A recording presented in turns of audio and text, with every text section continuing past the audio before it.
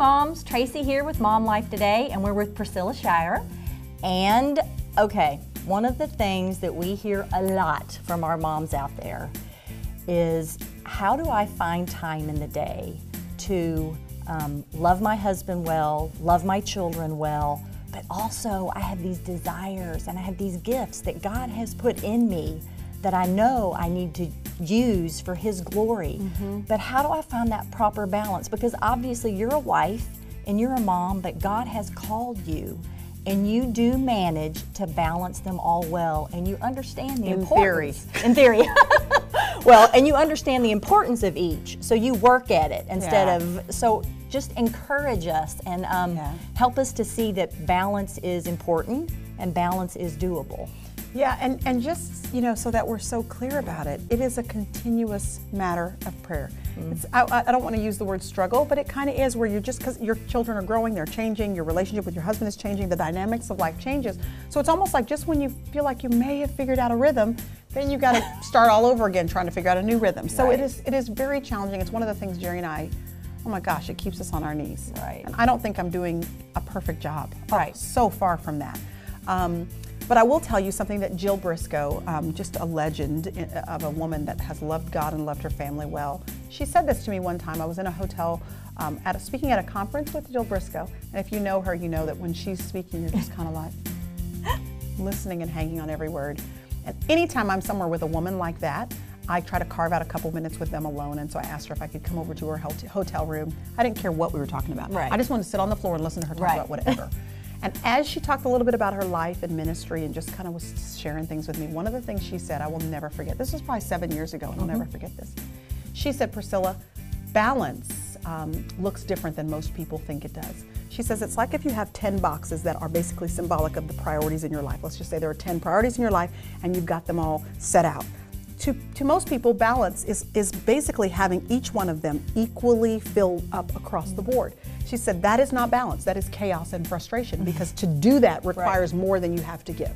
She said balance is when you prayerfully ask the Lord, what are the boxes that are supposed to be in the front of the line right now in this season of my life? And then having the courage to rearrange your boxes so that the last 6 or 7 things or 8 things that are on the end aren't necessarily what you're focused on now. And then giving yourself permission to completely fill up the first 2 or 3. That's balance. And so it will look lopsided because there are only 3 filled. But everything else, you are giving yourself permission. You are choosing what you're going to pour yourself into right now. And I've never forgot the lesson learned from those boxes. So I just look at each season of my life and I go, okay, what am I supposed to be doing right now? And right now, yes, the Lord has given us ministry. We have a great opportunity to do incredible conferences and minister to women. But that's not the main thing. It can't be. Right now, my children are small. My husband needs a wife. You know, those are the 2 main things. Then ministry and stuff comes after. So if sometimes those things aren't completely full, because I have to say no. I have to say no to lots of invitations. I'm sure you say no to great things that God could use for great purposes. But these boxes matter more right now. These boxes matter more, yes. And so it's hard to say no, but there is also a lot of freedom in saying no to the 8 boxes so that you can fully engage in the 2, you know? So.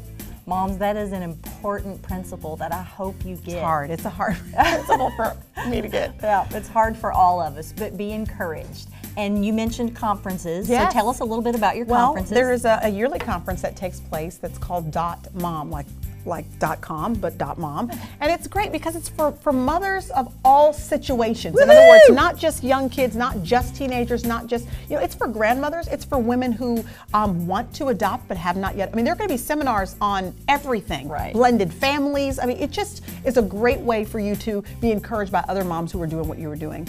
And then we also have the privilege every year, 6 or 7 or 8 times a year, we do the Going Beyond event. Our ministry is called Going Beyond Ministries. And we go to different cities and we have the Going Beyond event for women. And it has been a privilege for the past 5 or 6 years to do these all over the country and to just see God move. We have a great time of prayer together where we just straight up ask God for miracles in people's lives. Whatever their requests are, they've written down on 3x5 cards. We pray for miracles. We've seen them happen.